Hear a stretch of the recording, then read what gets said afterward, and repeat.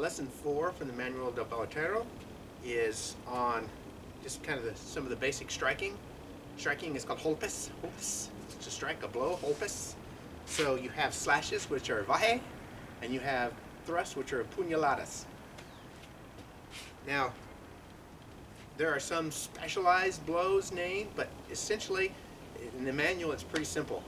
A forehand slash is a plumada, and a backhand is a reves, like a reverse. Plumada and reves.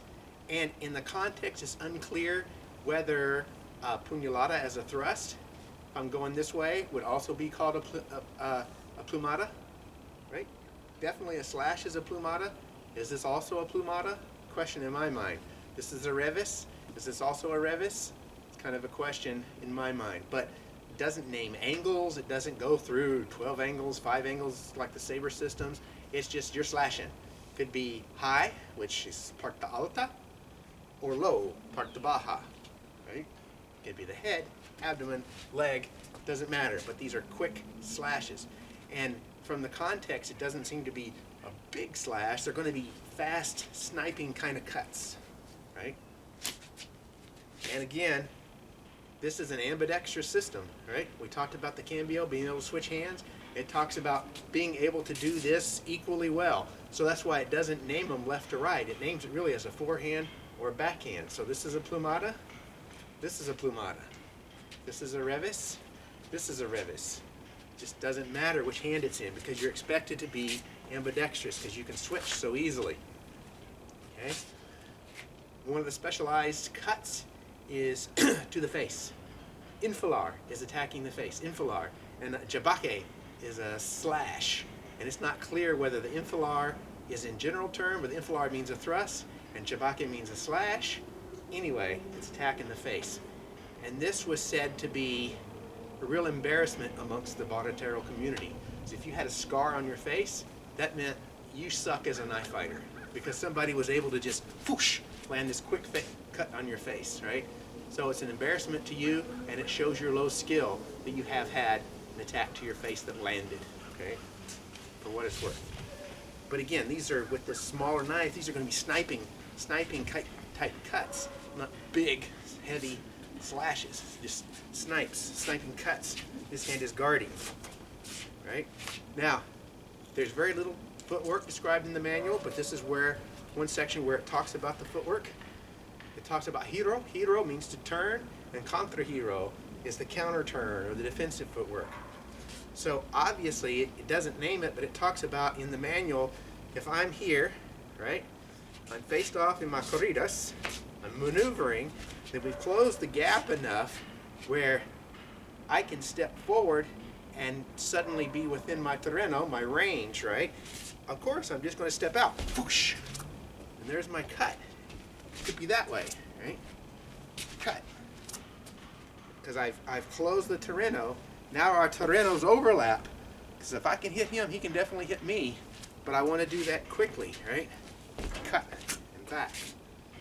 Now what is actually diagrammed and shown in the manual, the footwork diagram, again, shows the fighter starting off standing square. And the footwork known as a giro, a turn, is actually for attacking the flank. And so it's for maneuvering along the circle. So the step is actually a passing step where it crosses and then it steps in. So you see, if I start here and here's my circle, I've stepped this way and then I've stayed on the circle, right? So it's a crossing step like that to step in. Now if I step that direction, if I'm going to do this, I have to switch hands because I'm not within reach. I'm getting close without my weapon leading. So I have to do, again, this is where the cambio comes in, and I slash, and I come back. So a good drill is to start square. I'm going to go that way, so I'm doing practice my cambio. At the same time I'm practicing my footwork, and back. I'm going to practice my cambio with my footwork, and back.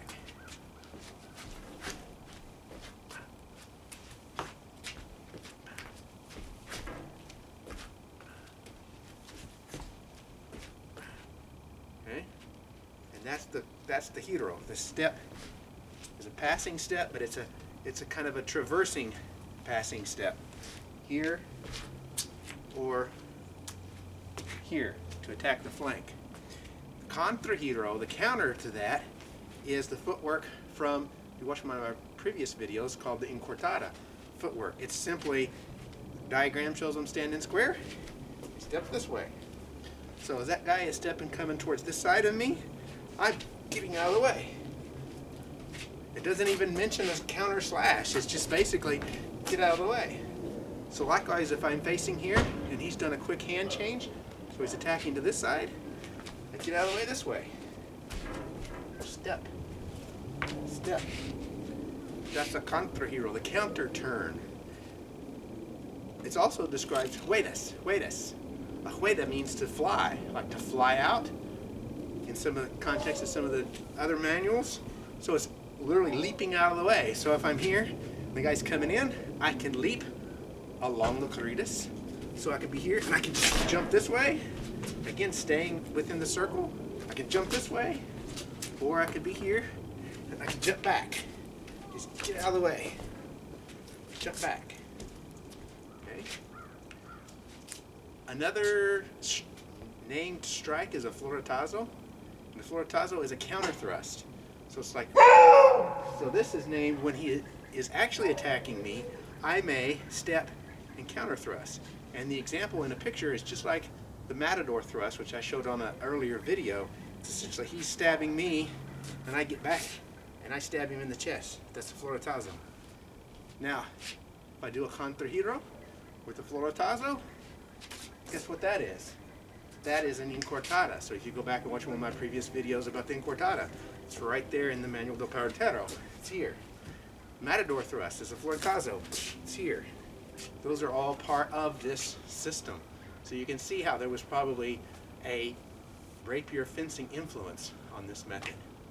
So as the lessons go, we'll talk about some more, the more specific strikes and how they're used, and kind of tease this out a little bit. But that's what we've got so far.